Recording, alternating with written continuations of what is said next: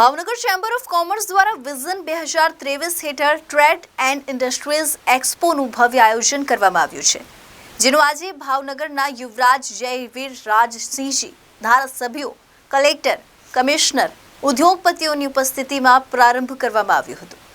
આવનારા સમયમાં ઉદ્યોગપતિઓ ભાવનગરમાં વિવિધ ઉદ્યોગોની સ્થાપના કરે તેમજ અહીંના યુવક યુવતીઓને નોકરી માટે બહાર ન જવું પડે તે માટે તેવા ઉમદા હેતુ સાથે એ ઉદ્દેશ્ય સાથે પ્રારંભ થયેલા આ એક્સપોમાં મોટી સંખ્યામાં લોકો મુલાકાત લઈ રહ્યા છે।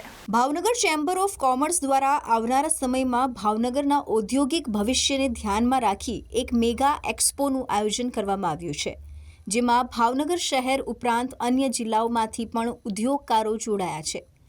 એક્સપોનો પ્રારંભ દીપ પ્રાગટ્ય અને ગુજરાતનું ગૌરવ એવા ગરબા અને મહેમાનોના સ્વાગત સાથે કરવામાં આવ્યો હતો।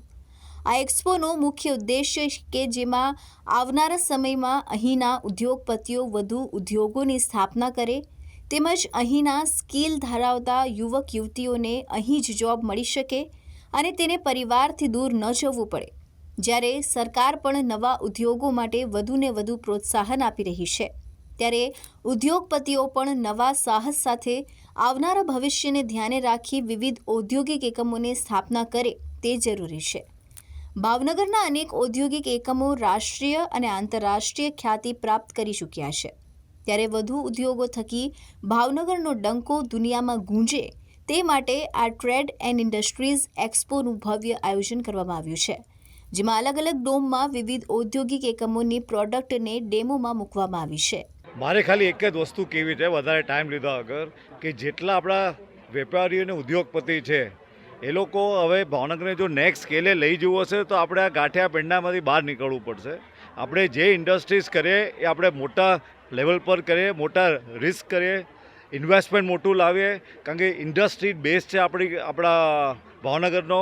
અને મને એવું લાગે છે 5 વર્ષમાં જો આ બધા આપણે મહેનત કરી, જેમ આપણે કેરેસેલ અમારી ગ્રુપ કરે છે ઇન્વેસ્ટ અને બધી કંપનીઝ કરે છે, એ પ્લીઝ હું રિક્વેસ્ટ કરું ઉદ્યોગપતિઓને કે ડાયવર્સિફાઈ થાઓ, કેપિટલ લાવો, રિસ્ક લ્યો, મોટી મોટી ઇન્ડસ્ટ્રીઝ લાવો, કોઈની રાહ નહીં જુઓ કે તમે અહીંયા મોટી ઇન્ડસ્ટ્રી આવો તો ભાવનગર ગ્રોથ હશે। ગવર્મેન્ટ આગળ પહેલાં તમે પગ મૂકો પછી ગવર્મેન્ટ આગળ જાઓ।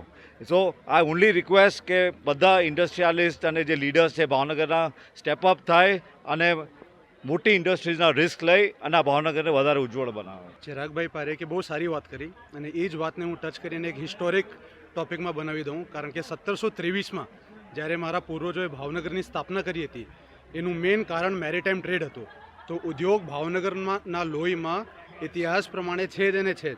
અને જેમ ચિરાગભાઈએ કીધું કે આપણે વધારે રિસ્ક અને એક મોટા સ્કેલની ઇન્ડસ્ટ્રી લાવવાની જરૂર છે, એટલે હું ખાસ કરીને આજના એક્સપો માટે, ઇન્ડસ્ટ્રીયલ અને ટ્રેડ એક્સપો માટે chamber of commerce Shri Kiritbhai Soni અને એમની સમગ્ર ટીમનો આભારી છું।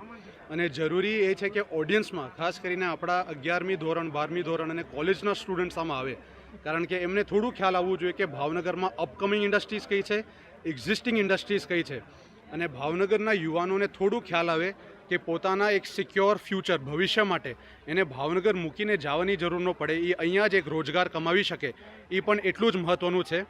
આખા ચેમ્બરને ફરીવાર ખૂબ ખૂબ આભાર, અને એટલું જ કહીશ કે આપણે આને એક પ્લેટફોર્મ તરીકે લેવું જોઈએ કે આમાંથી શું શીખવાનું મળશે આ એક્સપોમાં।